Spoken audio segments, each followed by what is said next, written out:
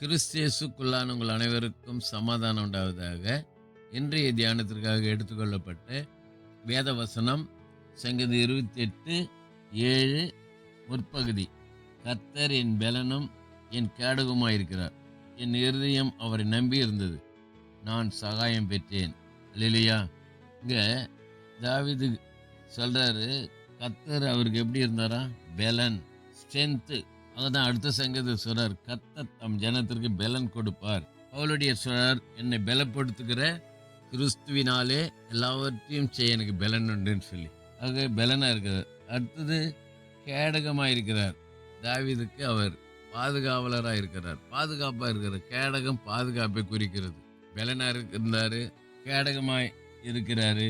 அதனால அவருடைய இருதயம் அவரை நம்பி இருந்தார். தாவீது எப்பொழுதும் கர்த்தரை தான் நம்பி வாழ்ந்தார். நீரே என் நம்பிக்கைன்னு சொல்லி அநேக சங்கீதங்களை வாசிக்கிறோம்.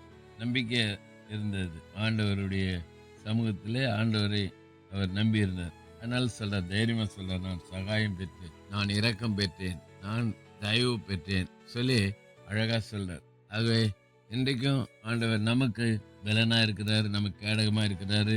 அவர் நமக்கு சகாயம் பெற்றுக்கொள்ள முடியாய் சகாயராய் இருக்கிறார். ஆகவே அவரை சார்ந்து வாழ்வோம்.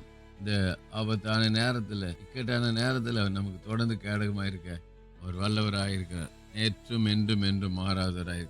ஆகவே அவரை சார்ந்திருப்போம். கர்த்தர் நம்மை ஆசீர்வதிப்பார். செபிப்போம். நேசிக்க நல்ல தகப்பனே, இந்த நாளில் கொடுத்த நல்ல வார்த்தைக்கு நன்றி.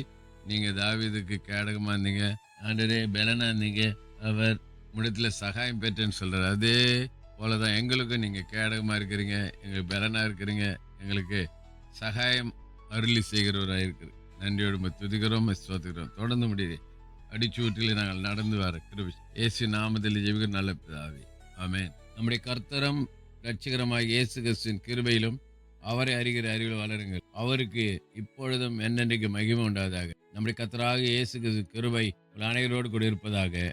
ஆமென், ஆமென், ஆமென்.